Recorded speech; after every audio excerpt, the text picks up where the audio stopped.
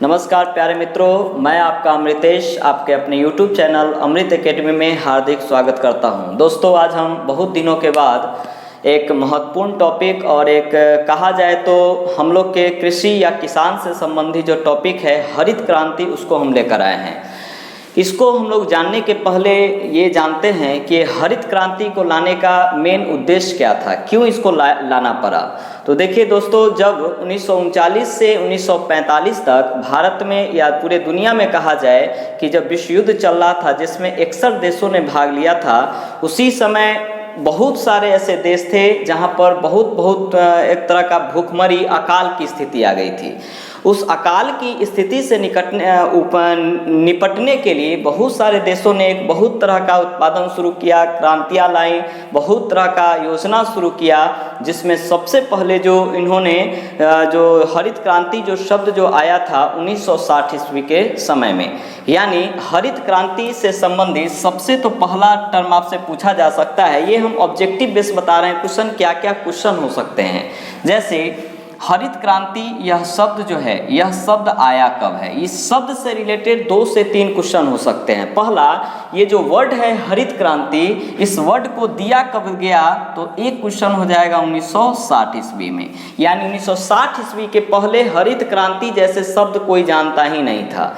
दूसरा है, यह जो हरित क्रांति जो शब्द है दिया किसने है, दिया कब दिया गया है, तो 1960 ईस्वी में। यह शब्द को दिया किसने है या पहली बार इस शब्द का उल्लेख किसने किया था, कोई भी क्वेश्चन पूछा जाए तो उसका आंसर हो जाएगा विलियम गॉन्ड ने।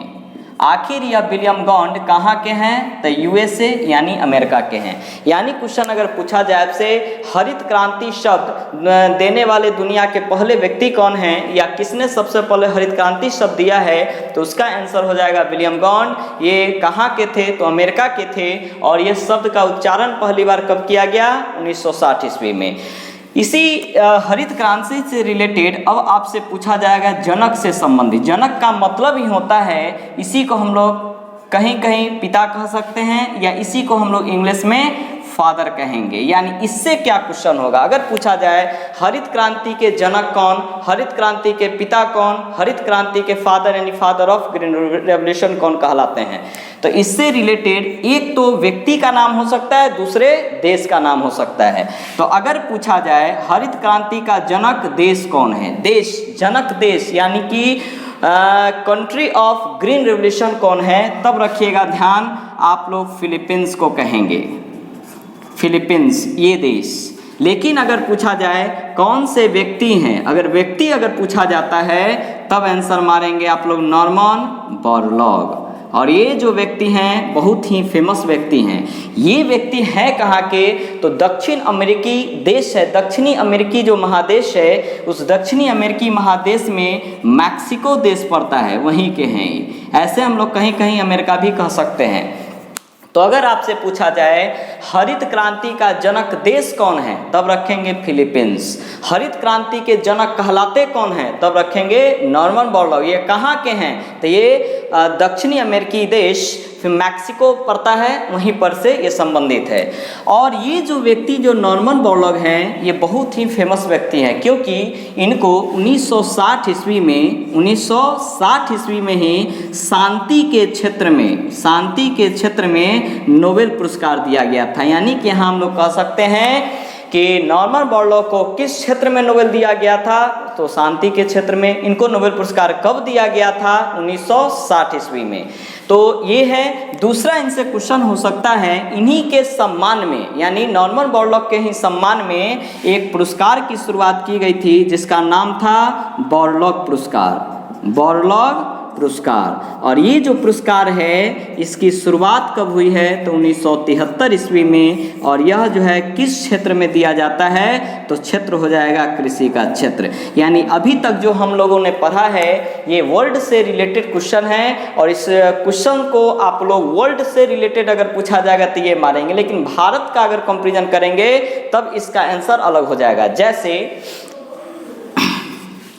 अगर पूछा जाए ये जो हरित क्रांति शुरू हुई है, तो विश्व में तो आप लोग 1960 कह सकते हैं, लेकिन भारत में कब शुरू हुई, तब भारत के सापेक्ष में पूछा जाए तो भारत में इस क्रांति की शुरुआत 1967-68 में हुई थी।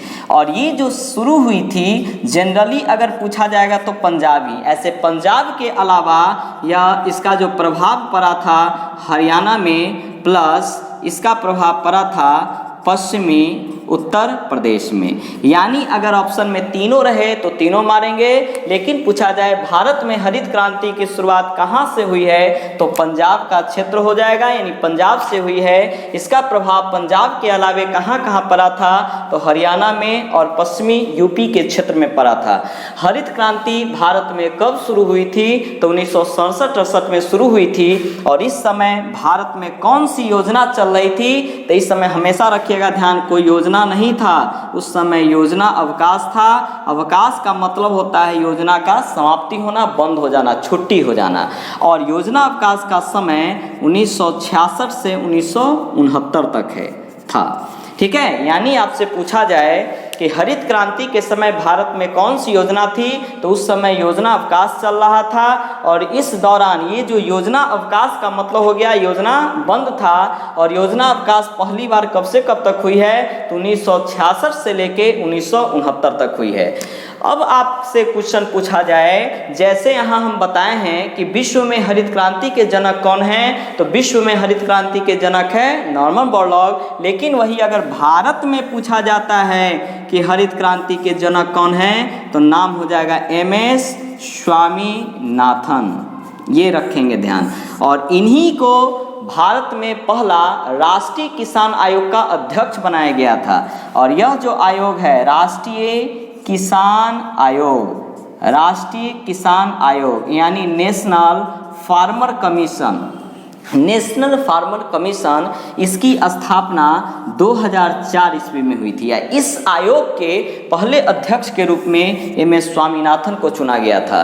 तो दोस्तों ये जो पॉइंट जो है ये अंतर करके आप लोग याद रखेंगे तो ज़्यादा याद रहेगा। जैसे विश्व में पूछा जाए तो ये और भारत में पूछा जाए तो ये। लेकिन अब क्वेश्चन आता है कि ये हरित क्रांति आखिर किस लिए शुरू हुआ था, इसका संबंध क्या चीज़ से है। तो हरित क्रांति जो है हमेशा रखेंगे ध्यान, खाद्यान्न उत्पादन से संबंधित है। खाद्यान्न, खाद्यान्न का मतलब होता है जैसे चावल है, गेहूं है, ये सब जो भी होता है मतलब जो खाने वाले जो पदार्थ हैं उसके उत्पादन में वृद्धि करना। तो जब भी पूछा जाए हरित क्रांति का संबंध किस क्षेत्र से है तो खाद्यान्न उत्पादन से था, यानी विभिन्न तरह के जो खाद्यान्न पदार्थ है उसको वृद्धि करना। लेकिन इसमें उद्देश्य रखा गया था सभी चीज़ों को उत्पादन में वृद्धि करना। लेकिन ये जब शुरू हुआ है तो इसका सबसे ज़्यादा प्रभाव गेहूं के उत्पादन पर पड़ा था।